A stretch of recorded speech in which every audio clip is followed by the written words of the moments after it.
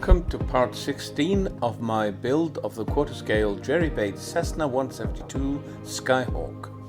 This video is a slideshow with a voiceover of some pictures I took while building it. Day 91. The instrument panel shroud made up with some fuel tubing and black paint. I also painted the engine compartment black.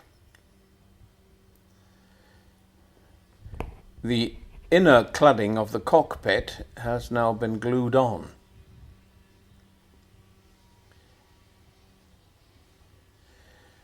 This particular Cessna had fuel tanks in the wings. These are covered with aluminium panels, and they had become very obvious and dirty by the time the FRU was grounded.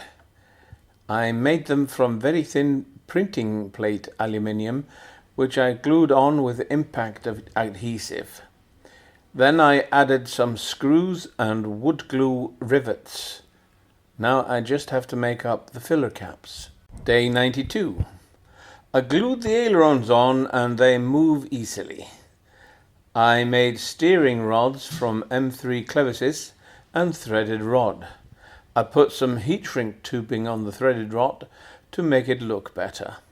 Then I put some differential in the transmitter so that the ailerons move a lot up and very little down.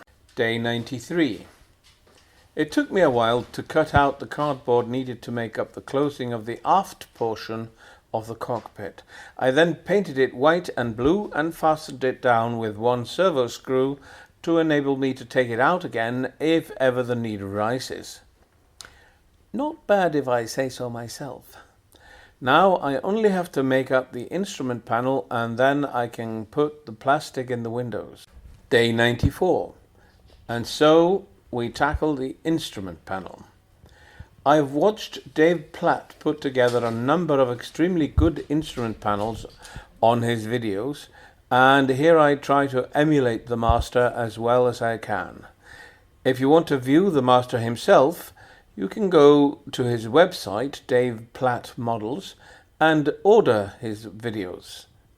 For us Europeans, the best bet is to order from Sarek Hobbies in England in order to get the correct format for our televisions. I started by printing out a few copies of the instrument panel, and the first one was pasted on some 3mm balsa as a back to the panel.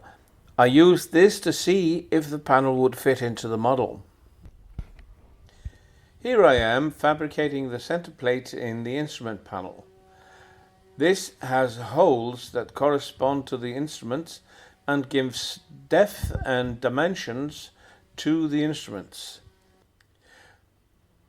The tools I used are drills, a round file and a step drill, as well as some knives and sandpaper.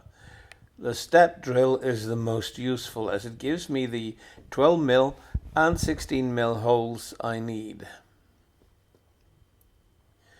Here is the center plate ready with black paint inside the holes. This then fits on top of a picture of the instruments that I put together using Inkscape. Yes, I know these are not the correct instruments, but who cares? If they look good, they are good. Here we have the main parts of the panel. 1. The back plate. 2. Photos of the instruments. 3. Center depth plate. 4. Clear plastic. 5. 1.5mm styrene panel front. Now I can glue all of these together and then add all kinds of extras like GPS, radios, switches, steering wheels and handles, and if I can be bothered. Day 95. I spent the morning putting the GPS systems and radios together. Then I glued the instrument panel together. Day 96. I cut the steering yokes from 3mm plywood and then slathered some P38, or what we call European Bondo, to get the form. Then I sat for some very enjoyable time, carving, filing and sanding until I had the look just about right. P38 is a very nice material. I use 8 magnets to hold the instrument panel in place instead of the Velcro recommended by Jerry Bates on the plans. This way it can be removed if I need to do anything with the petrol tank that sits in front of it. This also means I can add details when and if they are needed. 4 magnets are epoxied on the back of the fuselage former and 4 to the front side of the instrument panel.